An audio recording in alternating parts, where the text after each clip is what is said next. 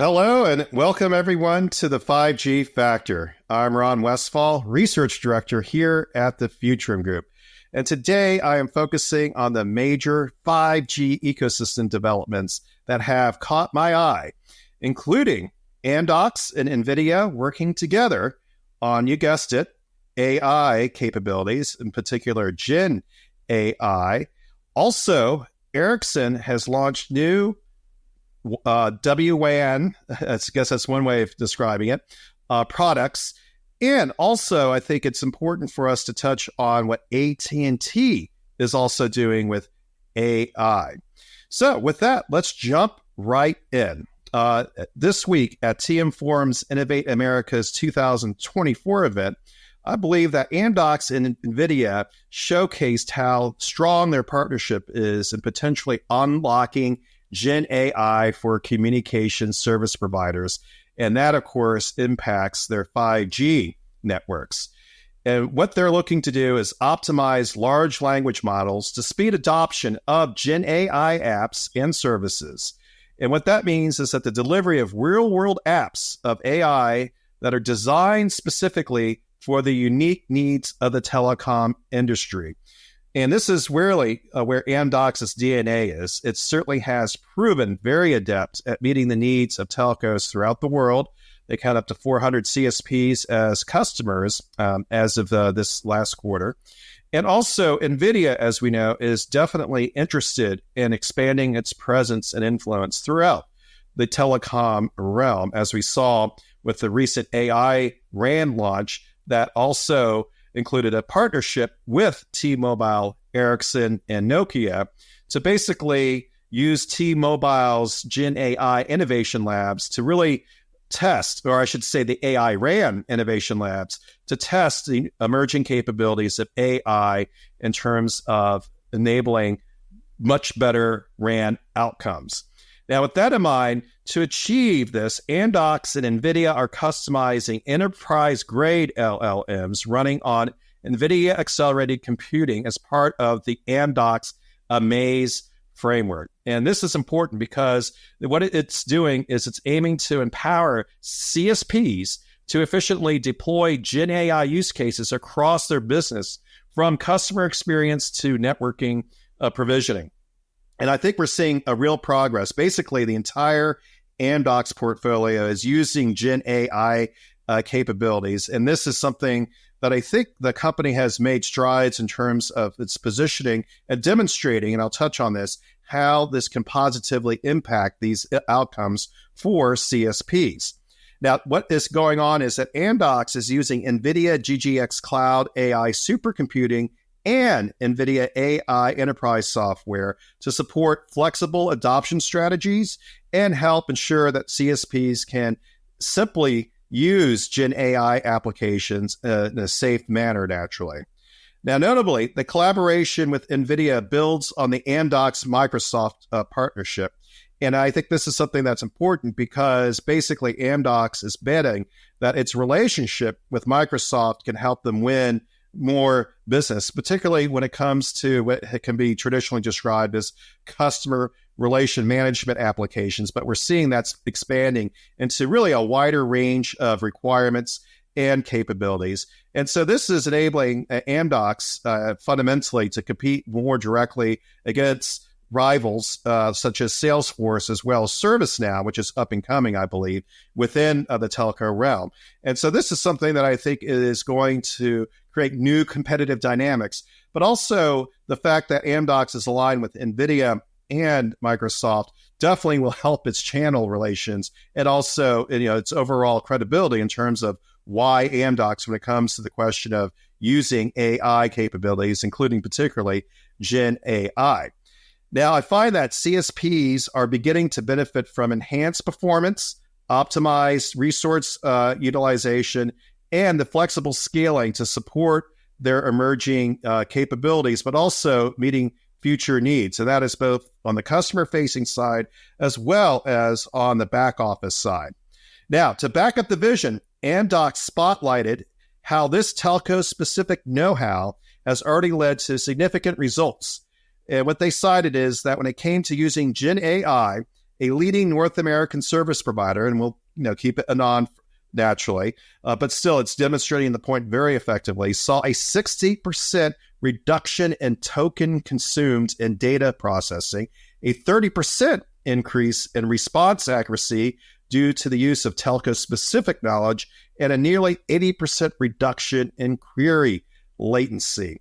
Now, I find that such GenAI metrics are going to become increasingly important in understanding who's providing the best solutions for their needs, but also a better understanding 5G customer and workforce experience outcomes, and also just a better understanding how an operator, a CSP, can definitely deliver a better 5G service, quite simply. And so this is going to impact everything from price optimization, value packaging, you name it. And this is, I think, going to be good news for CSPs as they figure out, okay, how are we going to energize, our revenue streams, diversify them more effectively, and so forth. As basically the overall industry is kind of going through a lull right now, but we've been here before, and I'm anticipating that AI, just through partnerships such as NVIDIA and Amdocs, will play an integral role in stimulating new CSP activity, including particularly on the 5G side. Now, when it came to real world business value, it brought to customer care, this same provider saw an incredible 63% reduction in average handling time, a 50% improvement in solving problems on the first try, and a 49% increase in net promoter score, which is certainly very important to any CSP out there. And this, again, is reinforcing that GenAI is improving business outcomes across the telecom industry. And these are, I think, very impressive figures. I mean, we're seeing them in many parts, for example, improved efficiency in customer support, but also in terms of, naturally, customer call support environments and so forth. And so stay tuned. I think we're going to see more of these results coming to the forefront, and quite simply improving the efficiency of operators in the back office, which I touched on, but also just making things better for their customers across the board on the consumer side, but also on the business side, because as we know, the telcos are looking to expand their ability to meet business enterprise requirements, including in particular B2B capabilities. And so AI will be a valuable tool in meeting that particular objective. Now, let's turn, and this is still related to AI, you can be rest assured, to Ericsson announcing the launch of two new routers, the Ericsson Cradlepoint R980 and S400, which are designed to provide enterprises with secure and scalable connectivity for enabling AI, I touched on it again, computer vision, data analysis, and other advanced applications across IoT environments and vehicle networks. Now, with the integration with Ericsson's NetCloud platform, including NetCloud SASE Secure Connect, these routers can offer smooth deployment, management, and robust zero-trust security across large-scale IoT and vehicle endpoints. Now, the announcement is important not just because of these new products, because it also ushered in a new branding approach for Ericsson with the formation of the Ericsson Wireless Solutions unit, combining Ericsson's CSP-focused 5G infrastructure DNA with Cradlepoint's enterprise-focused portfolio assets and channel prowess. And certainly the launch of these two new products are aimed primarily at enterprises, but it's showing that Ericsson brand name is out in front, and it's leveraging really the trust that Cradlepoint has established throughout the enterprise channels. Now, specifically, the Ericsson Cradlepoint R980 is a ruggedized 5G router that is designed to deliver high-performance connectivity to vehicles, enabling the deployment of applications such as AI-driven video recognition and real-time data analysis. With the increased use of these technologies in public safety and smart cities, 5G, especially 5G standalone, is providing what I believe is more reliable and agile connectivity. And why is this so important? Well, I think we all probably have friends or colleagues who are dealing with Hurricane Helene and its wrath throughout the southeast U.S. And so this is connected. This product is designed for first responders nearshore vessels, and as well as other important vehicles such as school buses.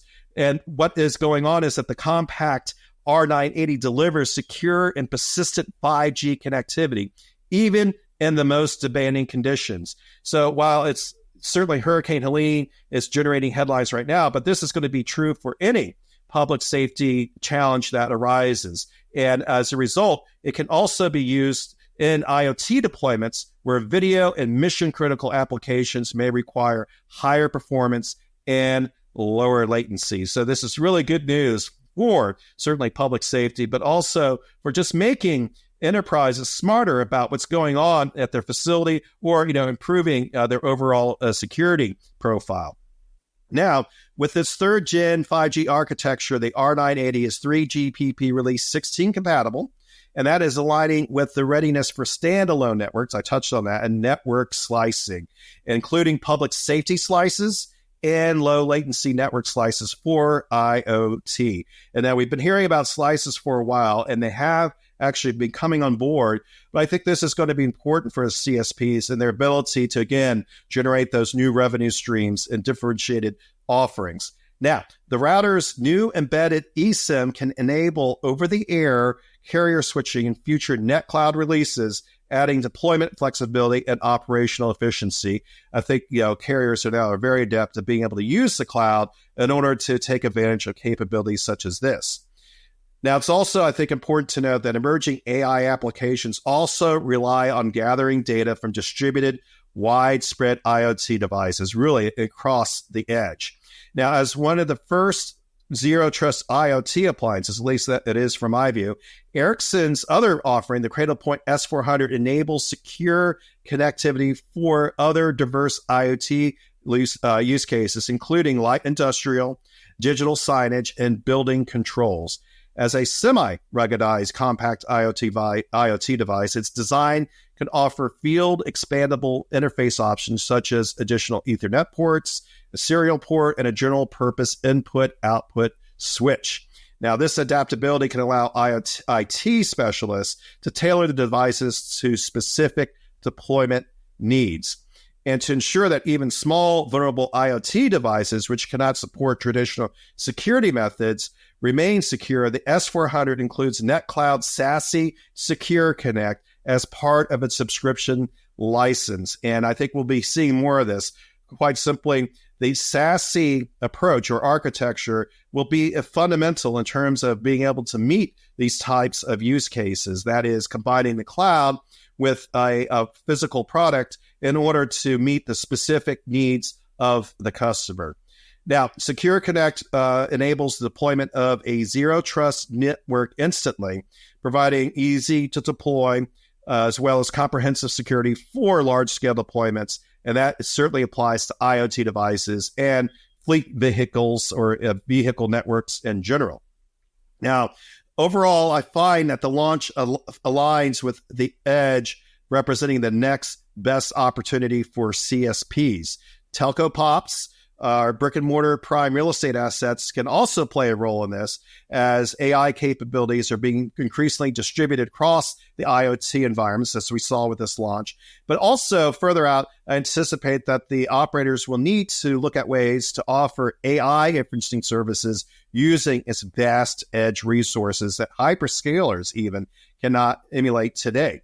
So today, the new Ericsson devices are well suited to advancing AI capabilities of the CSPs. Today, it would be across IoT environments and certainly public safety environments, but also I think it can also serve as a linchpin for the carriers to be smarter about how they support AI and deploy AI, including ultimately them being able to offer their own native AI inferencing services as a service, but also, partner with hyperscalers in a more flexible fashion rather than just leasing these assets outright to the hyperscalers and letting them, in effect, get the lion's share of these revenues.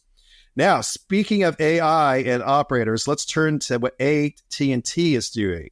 And AT&T, I think that this is very interesting, reports that AskData is driving business value by making employees data experts. And I think we understand that AI has the potential to really democratize knowledge across organizations. And this, I think, is being demonstrated by AT&T. Now, there's always going to be room for some expertise. However, what this is, I think, going to be a difference maker is enabling, say, low to no coding capabilities, streamlining really workflows across the organization. And these are, just some examples. But I think there are some numbers here that have been impressive. Now, AT&T is generating 1 billion tokens per day right now. And to review, a token in GenAI, whether powered by an LLM or increasingly popular small language models, it is essentially equivalent to a generated word. So fundamentally, GenAI is cranking out the equivalent of about a billion words per day at AT&T. Now, these are everything from automated summaries of inbound customer calls, which saves between 30 seconds to several minutes per call. We already touched on that in terms of the Amdocs and NVIDIA alliance, but also to suggestions on relevant products and services for customers, to lines of computer code. Again, the low code, no code paradigm. And, well, stay tuned for more. Now, that's a level of information and automation that simply wasn't possible before. And I think we all understand that. Now, AT&T's AskData tool currently ranks number 1 in the world on the GenAI BIRD leaderboard. And this is constantly updating scoreboard tracks, which GenAI platforms around the world are the best at translating plain text queries into SQL programming language. And SQL is, within the telco realm, but other industries, the standard for querying and managing large databases. So this is really good news. Certainly AT&T is reporting that this is making a difference for them today. And it's really laying the foundation for even, I believe, more impressive results. Now, what that ranking means is that Ask AT&T is exceptionally good at taking standard plain English questions and turning them into computer code to find insights in data. And I'm finding that AT&T has put a lot of work into refining its Ask AT&T capability. Off-the-shelf GenAI platforms can be useful, but what AT&T is pointing to here is that they've shown that accuracy and value increase substantially when you fine-tune models on your own data and also use approaches such as retrieval, augmented generation, or RAG, along with vector databases. Now, from my understanding, I think these capabilities are going to be important not just today, but for, say, the next year or two. But ultimately, the LLMs could, in essence, take on the vector database and RAG capabilities natively, so that those capabilities won't have to be add-ons, if you will. But it's kind of a moot point because right now it's making all that difference in terms of enabling the CSPs to become better in terms of operational efficiency, in terms of improving customer experience, et cetera. You heard all the data, all the results, and this is all something I think we can believe will make a difference in stimulating CSP innovation and investments over the next, 12 months, but also further out.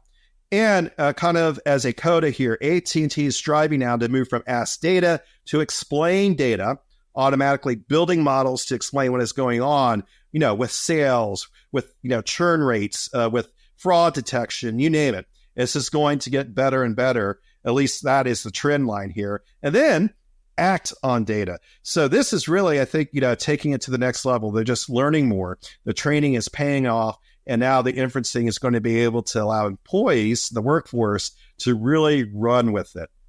So, folks, stay tuned through your GenAI prompts on what's going on with GenAI throughout the CSP world, let alone the overall digital ecosystem. And with that, everyone, have a great GenAI and 5G day. And also, before I sign off completely, don't forget to bookmark 5G Factor. It's available on the Futurum Group website, but also available at TechStrong TV. And certainly, I appreciate those folks who take the time to tune in and listen, and looking forward to our next 5G Factor. Again, great 5G day, everyone.